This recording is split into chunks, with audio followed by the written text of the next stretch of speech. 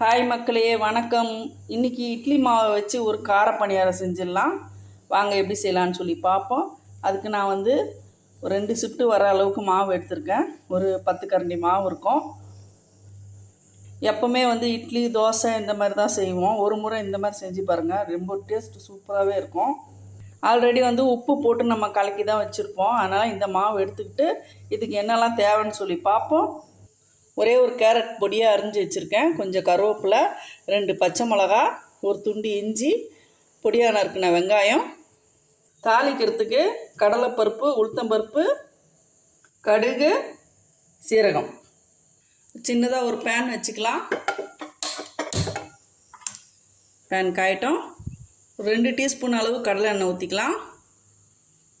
எண்ணெய் காயட்டும். கடுகு போட்டுடலாம். அடுத்து ஒரு சிட்டிக்கு அளவு, அரை டீஸ்பூன் அளவு சீரகம் போட்டுக்கலாம். உளுத்தம்பருப்பு ஒரு டீஸ்பூன் அளவு போட்டுப்போம். உளுத்தம்பருப்பு, கடலைப்பருப்பு, உளுத்தம்பருப்பு உங்கள் விருப்பம் தான். உங்களுக்கு நிறைய போடணும்னு இருந்துச்சுன்னா போட்டுக்கோங்க. கடலைப்பருப்பும் போட்டுக்கலாம். எல்லாத்தையும் நல்லா வறுத்து விட்டுருங்க. நான் காஞ்ச மிளகா போடல, இன்றைக்கி பச்சை மிளகா போடுறேன். நீங்கள் பச்சை மிளகா வேண்டான்னா காஞ்ச மிளகா போட்டுங்க. கடலைப்பருப்பு நல்லா வறுப்பட்டுடுச்சு. இப்போ இதுலேயே இஞ்சி துருவலை போட்டுக்கலாம். அடுத்து பச்சை மிளகா. ஃப்ளேமை ஃபுல்லாக கம்மி பண்ணி வச்சுருங்க. நல்லா வதக்கி விட்டுருங்க. கருவேப்பிலை போட்டுக்கலாம். கேரட் கொஞ்சம் நேரம் போட்டு வதக்கிட்டு அதுக்கப்புறம் வெங்காயம் போடுவோம்.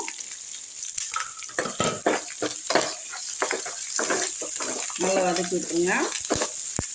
ஒரு 2 நிமிஷம் வதங்கட்டும். இப்போ நல்லா வதங்கிடுச்சு. வெங்காயம் போட்டுடலாம்.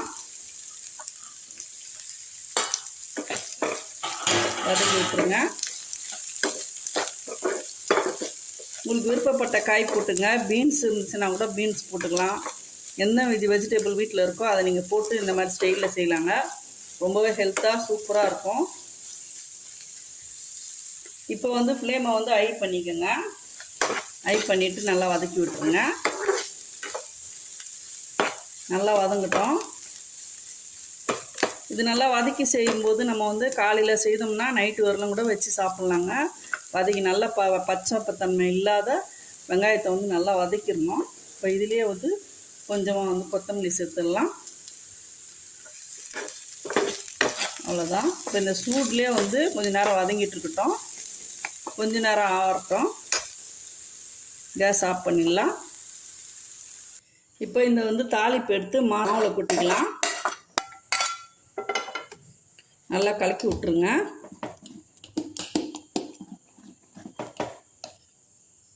இப்போ நல்லா கலக்கியாச்சுங்க.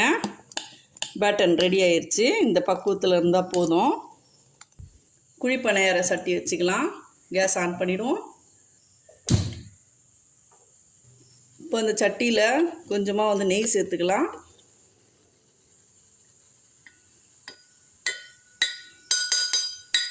சும்மா கொஞ்சம் தான் ஊற்ற போகிறேன். ரொம்ப ஓவர் ஆயில் ஊற்றாதீங்க.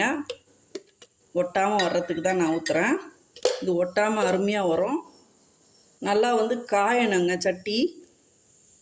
இப்போ நல்லா காஞ்சிருச்சு. இப்போ ஒன்றுன்னா எடுத்து ஊற்றிடலாம்.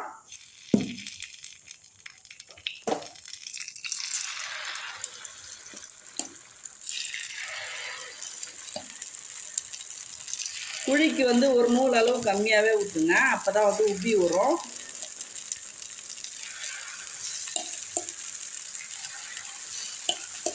சூப்பராக ஒரு சட்னி வச்சிடலாம் இதுக்கு.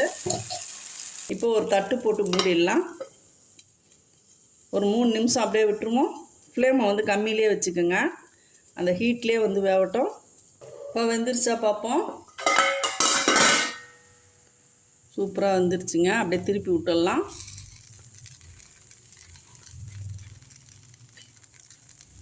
அவ்வளோ அழகாக திருப்பு வருது பார்த்தீங்களா?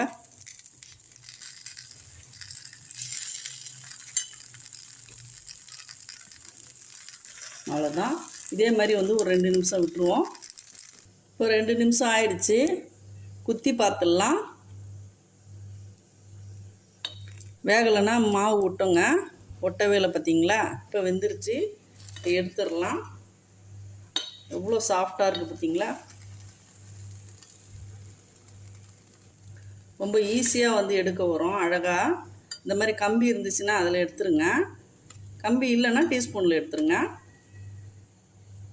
பாருங்கள் எவ்வளோ சூப்பராக வந்திருக்கு பார்த்தீங்களா? பஞ்சு மாதிரி இருக்குது பாருங்கள். பயங்கர சாஃப்டாக இருக்குது. இப்போ அடுத்து இன்னொரு ஷிஃப்ட்டு ஊற்றிடலாம். தட்டு போட்டு மூடிடலாம். அதே மாதிரி தீயை வந்து குறைச்சே வச்சு வேக வைங்க. அப்போ தான் வந்து நல்லா வேகும். ஃப்ளேமை கம்மி பண்ணிடலாம். இதுவும் நல்லாவே வெந்துருச்சுங்க பாருங்க. மாவு வந்து கரெக்டான பக்குவத்தில் இருந்துச்சுன்னா திருப்புறத்துக்கு நல்லாவே வருங்க. இது நிறைய வந்து அளவுக்கு அதிகமாக எண்ணெய் ஊற்றாதீங்க, நெஞ்சிலேயே இருக்கும். அப்புறம் நம்ம வந்து அரை டீஸ்பூனுக்கு மேலே ஊற்றாதீங்க, அதிகபட்சம் அரை ஸ்பூன் ஊற்றுங்க. சில பேர் பார்க்குறேன் நான் அந்த குழி சட்டியில் வந்து அரை ஃபுல்லாக அப்படியே மாவு ஊற்றினோன்னா சொல்லன்னு மேலே மிதக்குது. அந்தளவுக்கு ஊற்றினா தான் வந்து ஒட்டாமல் வரும். அப்படிலாம் கிடையாது. அரை டீஸ்பூன் ஊற்றினாலுமே போதுங்க. ஃபுல்லாகவே வந்து ஃப்ளேம் பாருங்கள் கம்மியிலே தான் இருக்குது. திறந்துட்ட பிறகு அதுக்கப்புறம் தட்டு போட்டு மூடாதீங்க, நம்தா மாதிரி ஆகிடும். அப்போ தான் மேலே மொறுமொறுனும் உள்ளே சாஃப்டாகவும் இருக்கும். இப்போ இதே மாதிரி எல்லாத்தையுமே வந்து சுட்டு எடுத்துடலாம். பாருங்கள் நல்லா வந்து அருமையாக வந்திருக்கு. எல்லாத்தையும் சுட்டு எடுத்துடலாம். இன்றைக்கி வெங்காயம் பொட்டுக்கல்ல வச்சு ஒரு வித்தியாசமான முறையில் ஒரு சட்னி செஞ்சிடலாம். இந்த மாடலில் சட்னி செஞ்சிங்கன்னா டேஸ்ட் ரொம்பவே சூப்பராக இருக்கும். வாங்க எப்படி செய்யலான்னு சொல்லி பார்ப்போம். அதுக்கு நான் வந்து ஒரு 3 குட்டி வெங்காயம், ஒரு 3-4 வெங்காயம் எடுத்து அரிஞ்சு வச்சுருக்கேன். 4 பச்சை மிளகா, 2 பல் பூண்டு, கொஞ்சமாக புதினா, ஒரு 2 டீஸ்பூன் அளவுக்கு பொட்டுக்கடலை, ஒரு 2 சில்லு அளவுக்கு தேங்காய் துண்டுகளை வந்து துருவிக்கிறதுக்காக வந்து ஜாரில் போட்டிருக்கேன். முதல்ல இதை துருவிட்டு வந்துடலாம். இப்போ நல்லா துருவியாச்சு. சின்னதாக ஒரு கடாயில் 1 டீஸ்பூன் எண்ணெய் ஊற்றிக்கலாம். 2 பூண்டு பல், பச்சை மிளகா, வெங்காயம், இந்த 3த்தையும் நல்லா வதக்கிடுங்க. இது வந்து ஒரு 2 பேர் 3 பேர் தாராளமாக சாப்பிட்ற அளவுக்கு வருங்க இந்த அளவு. இப்போ வெங்காயத்தை நல்லா வதக்கி விட்டுருங்க. நல்லா வதங்கட்டும். இதுலேயே வந்து புதினாவை எடுத்து போட்டுடலாம்.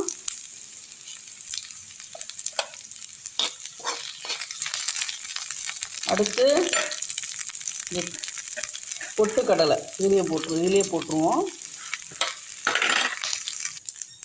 எல்லா கடலையும் போட்டுடலாம். இந்த மாதிரி வதக்கி செய்யும்போது நம்ம காலையில் ஒரு 6 மணி 7 மணிக்கு அரைச்சோம்னா 10 மணி 12 மணி வரலாம் வந்து கெடவே கெடாதுங்க.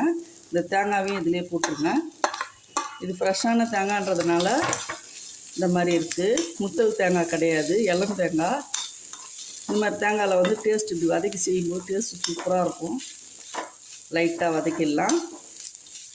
ஒரு 2 நிமிஷம் வதக்கினா போதும். ஒரு துண்டு இஞ்சி போட்டுடலாம், தோல் சீவிட்டு. அதையும் லைட்டாக வதக்கி விட்டுட்டு கொத்தமல்லி சேர்த்துடலாம்.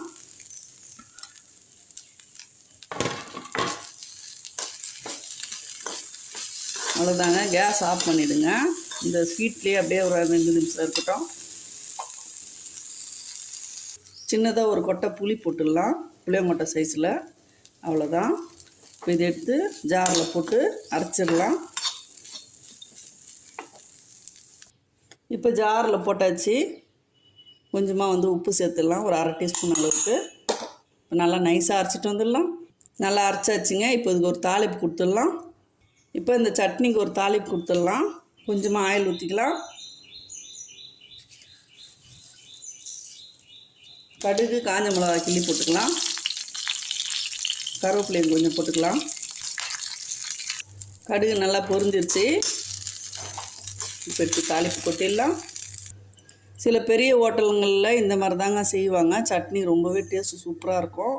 கட்டியாக எடுத்துகிட்டு வந்து வைப்பாங்க. ரொம்பவே அருமையாக இருக்கும். நம்ம வீட்டில் செஞ்சால் இந்த மாதிரி வரலையேன்னு யோசிப்போம். இப்போ நான் போட்ட பொருட்கள்லாம் போட்டு அரைச்சிங்கன்னா அப்படியே ஹோட்டலில் கிடைக்கிற அதே டேஸ்ட்டில் இருக்குங்க. ட்ரை பண்ணி பாருங்கள். இந்த சட்னி வந்து தண்ணியாக வச்சுருந்தாலும் ரொம்பவே சூப்பராக இருக்கும். தண்ணி எவ்வளோ வேணாலும் ஊற்றிக்கலாம். இதில் வந்து கிண்ணம் ஃபுல்லாக கூட அளவுக்கு தண்ணி ஊற்றிக்கலாம். 3 பேர் தாராளமாக சாப்பிட்லாம். அதே கட்டியாக வச்சாலும் ரொம்பவே அமக்கலமாக இருக்கும். ஒரு கார சட்னி செஞ்சிடலாங்க. பூண்டு நிறைய வச்சு ஒரு சூப்பராக ஒரு கார சட்னி செஞ்சிடலாம். அதுக்கு நான் வந்து ஒரு ஒரு 2 தக்காளி எடுத்திருக்கேன். 2 தக்காளி, 2 வெங்காயம், ஒரு கொத்து அளவுக்கு பூண்டு, ஒரு முழு பூண்டை வந்து உரித்து வச்சுருக்கேன். தண்ணியில் போட்டு உரித்தோம்னா உடனே உரிச்சிடலாங்க 5 நிமிஷத்தில். அடுத்து காஞ்ச மிளகா வந்து ஒரு 6 காஞ்ச மிளகா எடுத்து வச்சுருக்கேன். கொஞ்சமாக வந்து புளி. இவ்வளோ தாங்க இதுக்கு தேவையான ஐட்டம். இது எப்படி செய்யலான்னு சொல்லி பார்ப்போம். ஒரு கடாயை வச்சுக்கலாம். ஒரு 2 டீஸ்பூன் அளவுக்கு ஆயில் ஊற்றிடலாம். ஆயில் ஊற்றிட்டு கருப்பு உளுந்து எடுத்துக்கோங்க, இல்லைன்னா வெள்ளை உளுந்து எடுத்துங்க. கருப்பு உளுந்து இல்லைன்னா வெள்ளை எடுத்துக்கோங்க. அது வந்து ஒரு டீஸ்பூன் அளவு நான் போடுறேன். நல்லா பொரியிட்டோம். நல்லா பொரிஞ்ச உடனே வாசம் வந்துடுங்க. அதுலேயே வந்து பூண்டு எடுத்து போட்டுக்கலாம். பூண்டு நல்லா வதக்கி விட்டுருங்க. இந்த சட்னி வந்து ரொம்பவே டேஸ்ட்டு சூப்பராக இருக்குங்க. பூண்டு கார சட்னி இந்த ஸ்டைலில் செய்து பாருங்கள் ஒரு முறை. அதில் காஞ்ச மிளகா போட்டுக்கோங்க.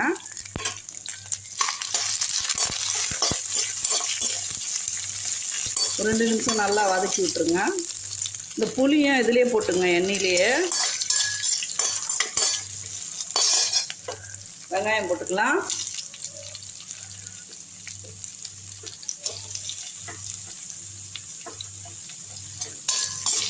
இது வந்து ஒரு 3 பேர் சாப்பிட்ற அளவுக்கு வருங்க. அந்த அளவுக்கு நான் செய்திருக்கிறேன். 2 பேர் 3 பேர் தாராளமாக சாப்பிட்லாம். நான் போட்டிருக்கிற குவான்டிட்டி நல்லா வதங்கட்டும். கருவேப்பிலை கொஞ்சமாக போட்டுக்குங்க. நல்லா வதக்கி விட்டுருங்க. இப்போ தக்காளி எடுத்து போட்டுடலாம். அதையும் சேர்த்து நல்லா வதக்கிடுங்க. இப்போ கொஞ்சமாக வந்து கொத்தமல்லி சேர்த்துக்குங்க. சேர்த்துட்டு லைட்டாக ஒரு வதக்கி ரொம்ப நேரம் கொத்தமல்லி போட்ட பிறகு வதக்கக்கூடாது. அவ்வளோதான், கேஸ் ஆஃப் பண்ணிடலாம். இது அப்படியே இருக்கட்டும், நல்லா ஆறட்டும்.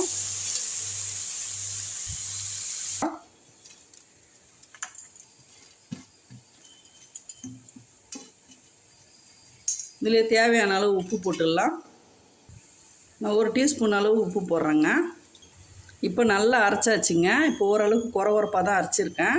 இப்போ இதில் வந்து டேஸ்ட்டு தூக்கி கொடுக்கணுன்னா நாட்டு சக்கரை வந்து ஒரு 1/2 டீஸ்பூன் அளவு போட்டுங்க. இதே லைட்டாக ஒரு ஓட்டிட்டு வந்துடலாம். சட்னி நல்லாவே அரைச்சாச்சுங்க. இப்போ இது கொஞ்சமாக ஆயில் ஊற்றி கடுகும் கருவேப்பிலையும் போட்டுருங்க. பொரியிட்டோம். கடுகு நல்லா பொரிஞ்சிச்சுங்க. கேஸ் ஆஃப் பண்ணிவிட்டு தாளிப்பு எடுத்து கொட்டிடலாம். அவ்வளோதாங்க, கார சட்னி வந்து சூப்பராக ரெடி பண்ணியாச்சு. டேஸ்ட்டு ரொம்பவே சூப்பராக இருக்கும், பூண்டு கார சட்னி. அடுத்து அதே கடாயில் இன்னொரு கார சட்னி செஞ்சிடலாம். 3 வகை. இதுக்கு வந்து எதுவுமே தேவையில்லை. வெறும் வந்து காஞ்ச மிளகாவும் பூண்டும் சேர்த்து செய்யலாம். நான் கொஞ்சமாக எண்ணெய் ஊற்றிட்டேன்.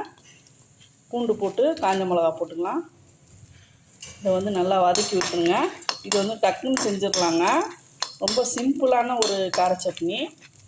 கார பணியாரத்துக்கு ரொம்பவே சூப்பராக இருக்கும் இது. இந்த 3 வெரைட்டியில் நீங்கள் எது வேணாலும் செய்யுங்க. கொஞ்சமாக வந்து புளி சேர்த்துக்குங்க இதுலேயே. இப்போ ஒரு பெரிய வெங்காயம் 2 வெங்காயம் எடுத்துருக்கேன்.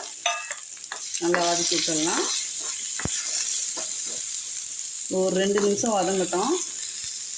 ரொம்ப வந்து ப்ரௌனாக வதக்கணும்னு அவசியம் இல்லை. லேசாக வந்து கண்ணாடி பதத்தில் இருந்தால் போதும்.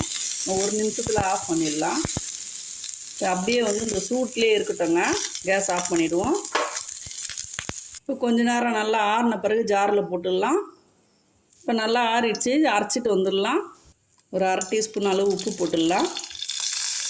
நல்லா அரைச்சாச்சுங்க. இப்போ ஒரு கிண்ணத்தில் போட்டுடலாம். அவ்வளோதாங்க, சின்னதாக வந்து ஒரு தாளிப்பு கொடுத்துட்டேன். இப்படியே கட்டியாக வச்சு சாப்பிட்டாலும் ரொம்பவே சூப்பராக இருக்கும்.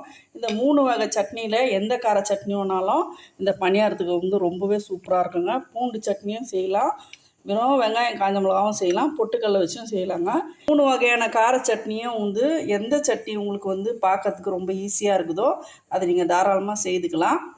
அதே மாதிரி எப்போவுமே வந்து இட்லி தோசைன்னு சாப்பிடாம இந்த மாதிரி இப்போ இன்றைக்கி நம்ம வந்து இட்லி தோசை செய்கிறோன்னா அந்த மாவு மறுநாள் இருந்துச்சுன்னா மறுநாள் அதே இட்லி தோசை செய்யாமல் இந்த மாதிரி செய்து கொடுங்க. ரொம்பவே பஞ்சு மாதிரி சாஃப்டாக சூப்பராக இருக்குது பாருங்கள். அருமையாக இருக்குது பாருங்கள், எவ்வளோ சாஃப்டாக இருக்குது. கண்டிப்பாக இந்த வீடியோ உங்களுக்கு ரொம்ப பயனுள்ளதாக இருந்துச்சுன்னா ஒரு லைக் கொடுத்துருங்க. வீடியோ பிடிச்சிருந்தா லைக் பண்ணுங்கள், ஷேர் பண்ணுங்கள், சப்ஸ்கிரைப் பண்ண மறக்காதீங்க. தேங்க்யூ மக்களே.